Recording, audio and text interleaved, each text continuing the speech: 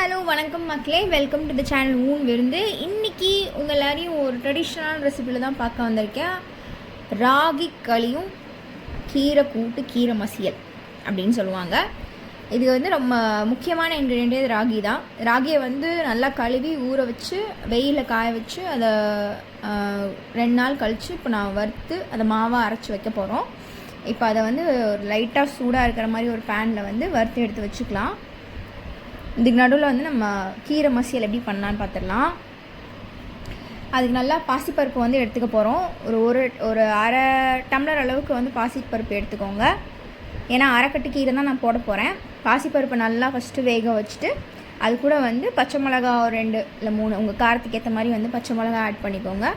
அது கூட வந்து நம்ம ஒரு 2 பூண்டு, பெருங்காயம், அப்புறம் தக்காளி வந்து சேர்த்துக்க போகிறோம். ஆனால் இப்போ சேர்த்துக்க போகிறதுல தக்காளி கடைசியாக தான் சேர்க்க போகிறோம். இந்த கீரை மசியலுக்கு வந்து நான் அரைக்கீரை வந்து எடுத்திருக்கேன். அதை நல்லா ஆஞ்சி கழுவி எடுத்து வச்சுக்கோங்க.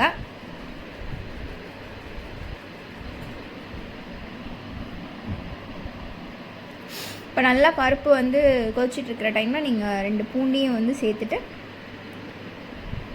அது கூட வந்து நம்ம மஞ்சள் சேர்த்துக்கலாம்.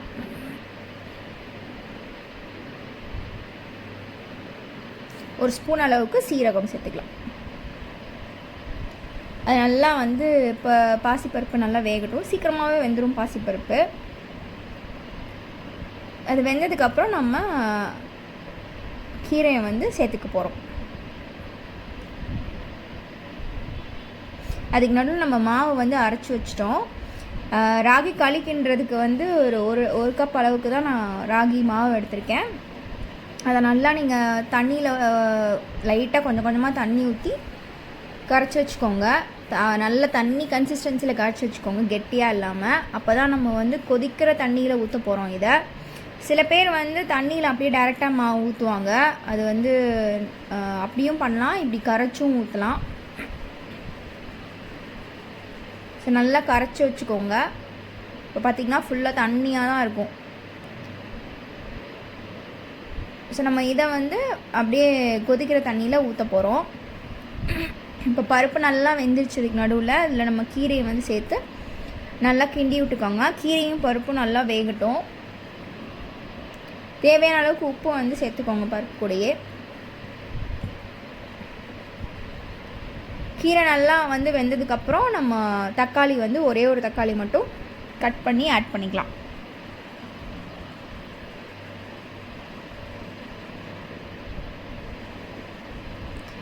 இப்போ நல்லா ஒரு ராகி களிக்கு வந்து 1க்கு 2 டம்ளர் தண்ணி ஊற்றுங்க. 2 டம்ளர் தண்ணிக்கு வந்து ராகி களியை அந்த கரைச்சி வச்சுருந்ததை அப்படியே ஊற்றிடும். கொதிக்கிற தண்ணியில் ஊற்றுங்க. தண்ணி கொதிக்கிறப்பே உப்பு போட்டுக்கலாம்.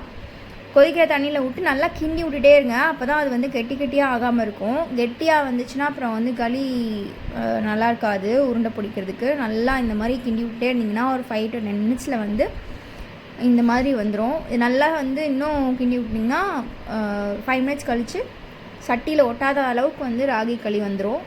இப்போ கீரை மசியல் ரெடி ஆகிடுச்சு. இது கூட நம்ம வந்து கடைசியில் வந்து ஒரு 1 மினிட் மட்டும் தக்காளி போட்டு கொஞ்சம் நேரம் வச்சுருக்க போகிறோம். ஒரு நிமிஷம் இல்லை 2 நிமிஷம். அதுக்கப்புறம் இறக்கிடலாம். அவ்வளோதான், நம்ம கீரை மசியல் வந்து ஆல்மோஸ்ட் ரெடி.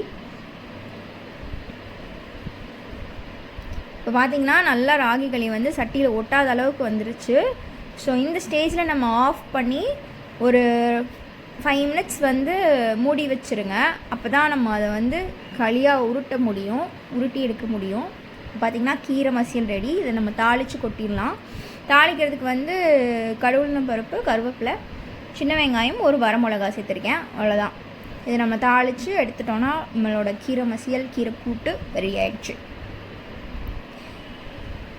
அவ்வளோதான், நம்மளோட ராகி களியும் கீரை மசியலும் ரெடி ஆகிடுச்சு. செம்மையாக இருக்கும். இந்த மாதிரி காம்பினேஷனில் வந்து ஒரு சில பேர் தான் ட்ரை பண்ணியிருப்பாங்க. நீங்களும் ட்ரை பண்ணி பாருங்கள். லைக், ஷேர் அண்ட் சப்ஸ்கிரைப் பண்ணுங்கள்.